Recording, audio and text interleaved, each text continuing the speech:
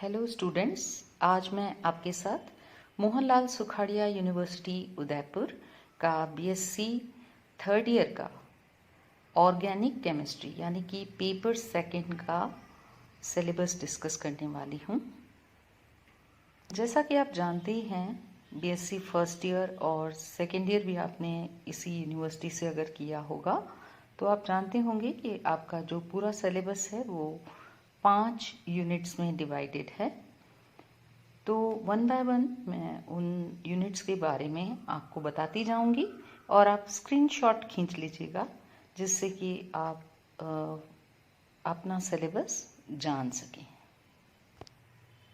तो सबसे पहले मैं बात करती हूँ यूनिट 1 की।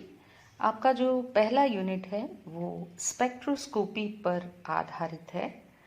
स्पेक्ट्रोस्कोपी वैसे तो बहुत ही वाइड, बहुत ही बड़ा टॉपिक है, लेकिन उसमें से कुछ प्रकार की जो स्पेक्ट्रोस्कोपी है वो आपको थर्ड ईयर में बीएससी में यूनिट 1 के अंदर पढ़ाई जाएगी। तो इसमें पहला जो है वो है यूवी स्पेक्ट्रोस्कोपी। यूवी स्पेक्ट्रोस्कोपी जो है वो एब्जॉर्प्शन स्पेक्ट्रा के अंदर आएगी।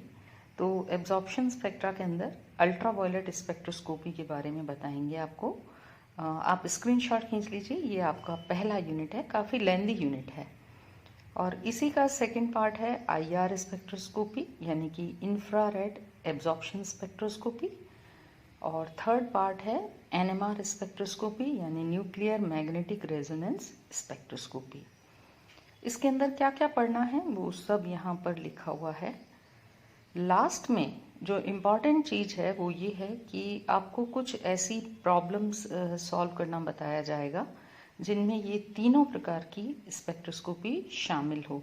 यानी कि ये आप देख सकते हैं सबसे नीचे वाली line, UV spectroscopy, IR spectroscopy और पीएमआर लिखा है। तो पी प्रोटॉन भी कह सकते हैं इसको, प्रोटॉन मैग्नेटिक रेजोनेंस स्पेक्ट्रोस्कोपी। इसी को हम एनएमआर भी कह सकते हैं, न्यूक्लियर मैग्नेटिक रेजोनेंस स्पेक्ट्रोस्कोपी। तो ये हुआ आपका यूनिट 1 जिसके अंदर केवल स्पेक्ट्रोस्कोपी से संबंधित लेक्चर्स आपको दिए जाएंगे। अब बात करते हैं सेकेंड यूनिट की। सेकेंड यूनिट जो है वो 2 चैप्टर्स इंक्लूड करता है। पहला है हीट्रोसाइक्लिक कंपाउंड्स यानी कि विषम चक्रीय यौगिक। विषम चक्रीय यौगिक के अंदर आपको पायरॉल, फ्यूरिन, थायोफीन, पिरिडीन ये पढ़ाया जाएगा और साथ ही साथ इंडोल, क्विनोलिन और आइसोक्विनोलिन भी पढ़ाया जाएगा। तो ये जो 6-7 विषम चक्रीय यौगिक हैं, हीट्रोसाइक्लिक कंपाउंड्स हैं, इन सब की बनाने की विधियाँ और इनके रासायनिक गुण और इनकी एरोमेटिक प्रॉपर्टीज़ को डिस्कस किया जाएगा इस चैप्टर के अंदर। यूनिट सेकंड का एक और चैप्टर है फोटोकेमिस्ट्री यानी कि प्रकाश रसायन, जिसके अंदर आपको उन रासायनिक अभिक्रियाओं का अध्ययन करवाया जाएगा जो प्रकाश की उपस्थिति में होती हैं। अगला यूनिट यानी कि यूनिट थर्ड, इसके अंदर भी 2 चैप्टर्स हैं। एक है ऑर्गेनिक सिंथेसिस वाया इनोलेट्स और एक है कार्बोहाइड्रेट्स। तो कार्बोहाइड्रेट्स के अंदर जो है वो यहाँ लिखा हुआ है। ये आपको मोनोसेकेराइड्स, डाइसेकेराइड्स, पॉलीसेकेराइड्स के बारे में इसमें पढ़ना होगा। बनाने की विधियाँ, रासायनिक गुण और इनकी संरचनाएं। ऑर्गेनिक सिंथेसिस वाया इनोलेट्स, ऐसे देखने में ये बहुत छोटा चैप्टर लग रहा है पर ये बहुत ही इंटरेस्टिंग चैप्टर है और इस चैप्टर की वीडियोस ऑलरेडी मेरे चैनल पर मैंने शेयर कर दिए हैं। ये वीडियोस आप चैनल से देख सकते हैं।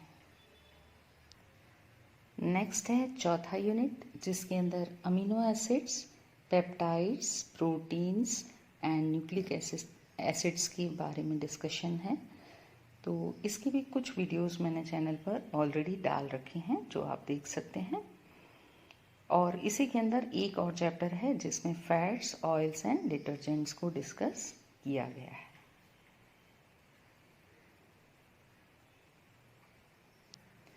लास्ट यानी कि 5वां यूनिट जो है इसके अंदर अगेन 2 चैप्टर्स हैं। पहला है सिंथेटिक पॉलीमर्स यानी कि सांश्लेषिक बहुलक और दूसरा है सिंथेटिक डाइस, रंजक।